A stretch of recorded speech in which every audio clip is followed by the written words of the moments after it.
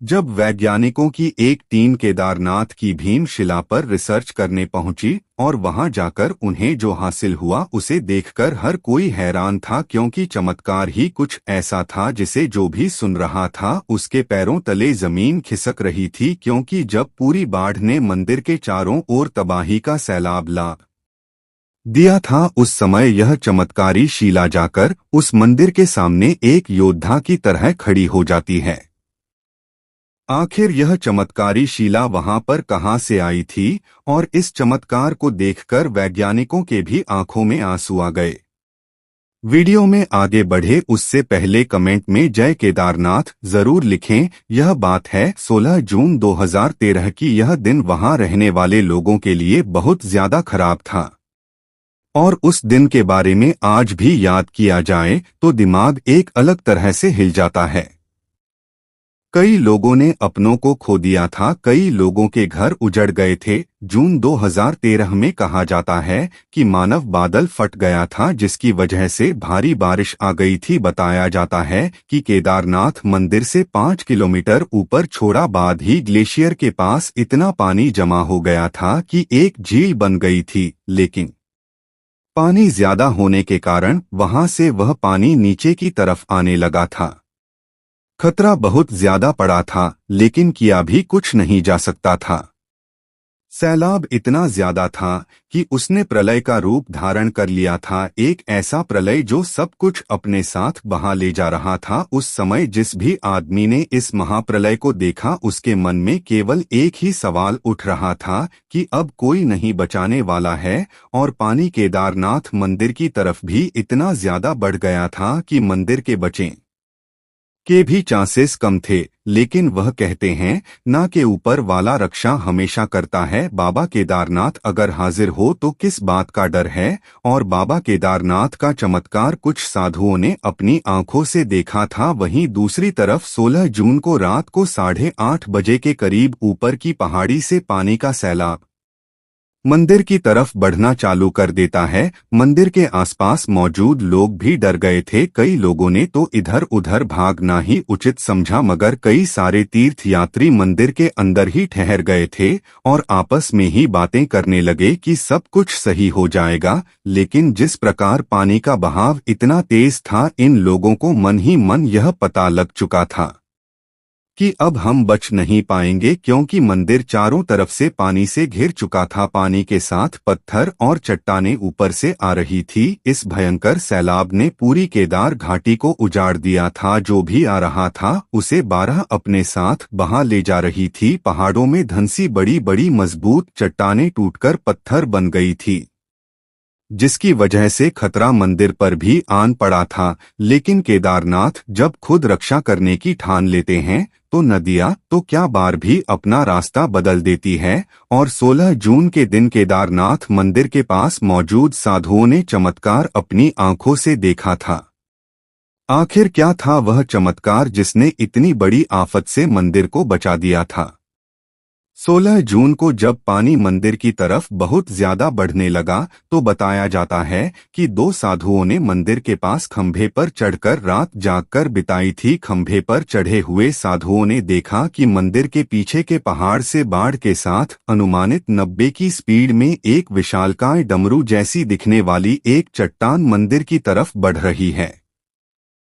यह पत्थर इतना ज्यादा बढ़ा था, अगर पानी के तेज बहाव के साथ सीधा यह मंदिर से जाकर टकराता मंदिर के स्ट्रक्चर को पूरी तरह से नुकसान पहुंचा सकता था। लेकिन वह जब मंदिर से महज 50 फीट दूर रहा तभी अचानक कुछ ऐसा होता है कि वह शिला अचानक वहां पर रुक जाती है। कोई ऐसी चमत्कारिक शक्ति थी जिसने पत्थर को अचानक वहां पर रोक दिया। मंदिर के पास मौजूद लोग इस चमत्कार को देखकर पूरी तरह से हैरान थे, क्योंकि जो आफत अगर सच में मंदिर के नजदीक चली जाती तो न जाने कितना ही नुकसान कर देती। जैसे ही वह चट्टान वहां पर रुकी तो पानी चट्टान से टकराकर दो भागों में बांटकर मंदिर के बगल से गुजरने लग गया।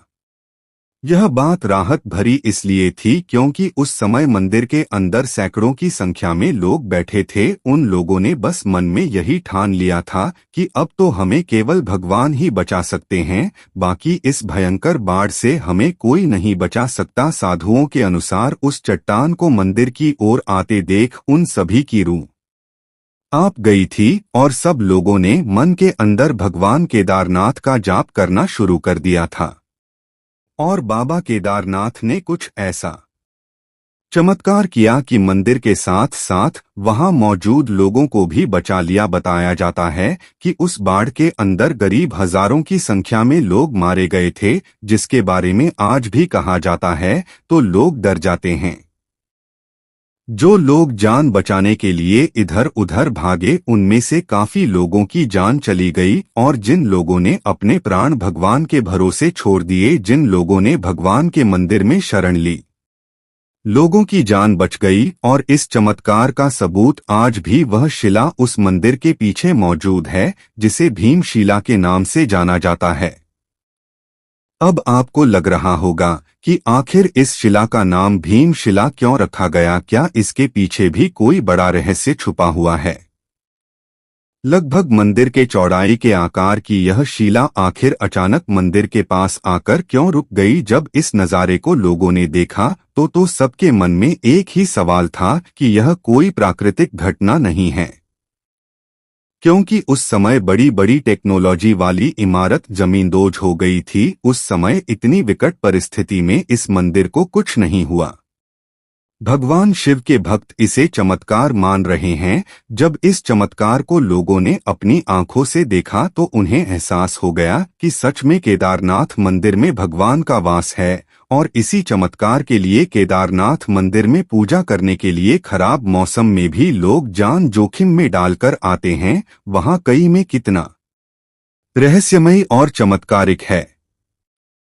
केदारनाथ धाम मंदिर को भगवान शिव का पवित्र हिंदू तीर्थ स्थलों में सबसे शुद्ध माना जाता है, और इस मंदिर के बारे में एक बहुत प्रचलित मान्यता है कि जो कोई भी जाकर इस मंदिर में पूजा करता है वह बहुत ही खुशकिस्मत होता है, क्योंकि मान्यता है इस मंदिर में आना हर किसी की किस्मत में नहीं होता। अब चलिए शिला की बात पर आते हैं। डमरू नुमा शिला की चौड़ाई लगभग मंदिर की चौड़ाई के बराबर है, जिसने प्रलय का अभिमान चकनाचूर करके इस मंदिर को बिल्कुल भी क्षतिग्रस्त नहीं होने दिया था।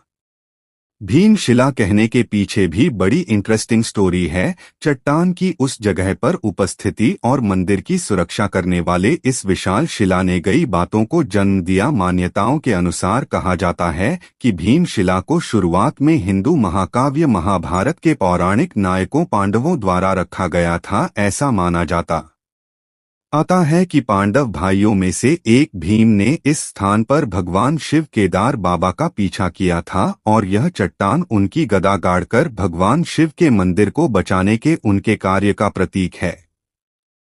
भीम से इस संबंध के कारण ही इसे भीमशिला कहा जाता है। आज भी वह चट्टान केदारनाथ मंदिर के पीछे आदिगुरु शंकराचार्य की समाधि के पास खड़ी है। आज लोग इसकी पूजा करते हैं। इस शिला के मंदिर के पास रोकने और मंदिर की रक्षा करने वाले बात से सभी हैरान हैं। इसे मंदिर के प्रति विश्वास और विनाशकारी बाढ़ के दौरान हुई चमत्कारी घटनाओं की याद दिलाने वाला माना जाता है। केदारनाथ मंदिर के अंदर 6 माह तक नहीं गुजरता है। दीपक दीपावली महापर्व के दूसरे दिन के दिन शीत ऋतु में मंदिर के द्वार बंद कर दिए जाते हैं। 6 माह तक मंदिर के अंदर दीपक जलता रहता है। पुरोहित ससम्मान पट बंद कर भगवान के विग्रह एवं दंडी को 6 माह तक बहादुर के नीचे ऊखीमठ में ले जाते हैं। 6 माह बाद मई माह में केदारनाथ के कपाट खुलते हैं। तब उत्तराखंड की यात्रा आरंभ होती है। 6 माह मंदिर और उसके आसपास कोई नहीं रहता है। लेकिन आश्चर्य की बात की 6 माह तक दीपक भी चलता रहता और निरंतर पूजा भी होती रहती है। कपाट खुलने के बाद यह भी आश्चर्य का विषय है कि वैसी की वैसी ही साफ सफाई मिलती है जैसे कि छोड़कर गए थे। कैसे बना होगा यह मंदिर, अभी भी रहस्य बरकरार। यह मंदिर कटवा पत्थरों के भूरे रंग के विशाल और मजबूत शिलाखंडों को जोड़कर बनाया गया है। 6 फुट ऊंचे चबूतरे पर खड़े 85 फुट ऊंचे 187 फुट लंबे और 80 फुट चौड़े मंदिर की दीवारें 12 फुट मोटी है। यह आश्चर्य ही है कि इतने भारी पत्थरों को इतनी ऊंचाई पर लाकर व तराशकर कैसे मंदिर की शक्ल दी गई होगी। खासकर यह विशालकाय छत कैसे खंभों पर रखी गई पत्थरों को एक दूसरे में जोड़ने के लिए इंटरलॉकिंग तकनीक का इस्तेमाल किया गया है। यहाँ का एक रहस्य यह भी है कि यहाँ हर वक्त मौसम बदलता रहता है।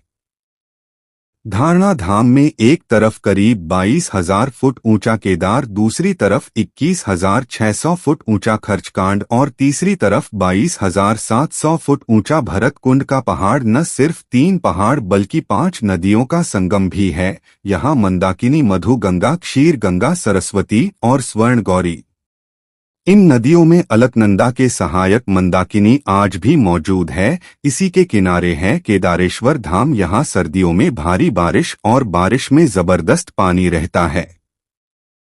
यहाँ का बादल फट जाए और का बाढ़ आ जाए कोई नहीं जानता। आप केदारनाथ मंदिर को लेकर क्या सोचते हैं, हमें कमेंट के माध्यम से जरूर बताएं। और इन चमत्कार से सिद्ध हो जाता है कि जो भी केदारनाथ के चरणों में जाता है उनके हमेशा भला ही होता है।